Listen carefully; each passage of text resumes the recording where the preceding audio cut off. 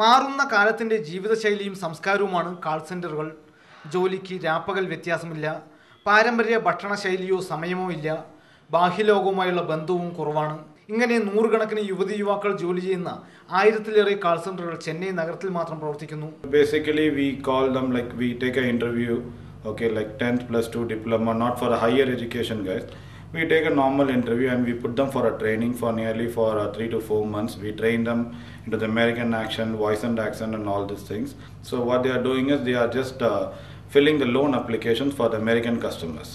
And the people we just call the customer, ഞങ്ങൾ കസ്റ്റമറിനെ വിളിച്ചിട്ട് ഇവിടെ നിങ്ങൾക്ക് ബേസിക്കലി ഇവിടുന്ന് ICIC ചെയ്യുന്നുണ്ട്, സാർ നിങ്ങൾക്ക് ലോൺ വേണോ എന്താന്ന് പറഞ്ഞിട്ട് same way we call from here to America and educate the customer എങ്ങനെ അവർ ലോൺ അപ്ലൈ ചെയ്യേണ്ട, എന്തൊക്കെ ക്രൈറ്റീരിയാസ് വേണം, എന്തൊക്കെ വേണമെന്ന് പറഞ്ഞിട്ട് ഞങ്ങൾ ഇവിടെ ഇരുന്ന് അവർക്ക് പറഞ്ഞു കൊടുത്തിട്ട് we are just what we are doing, we fill the application on behalf of them. കഴിഞ്ഞ 10 വർഷത്തിനിടയിലാണ് ചെന്നൈ കോൾ സെന്ററുകളുടെ കേന്ദ്രമായി മാറിയത്. 4-5 വർഷത്തിൽ കൂടുതൽ ഒരു ജീവനക്കാരനും കോൾ സെന്റർ ജോലിയിൽ നിൽക്കുന്നില്ല എന്നതിനാൽ ഏത് സമയത്തും തൊഴിലന്വേഷകർക്കായി കാൾ സെന്ററുകളുടെ വാതിൽ തുറന്നു തന്നെയായിരിക്കും. അമൃത ന്യൂസ്, ചെന്നൈ.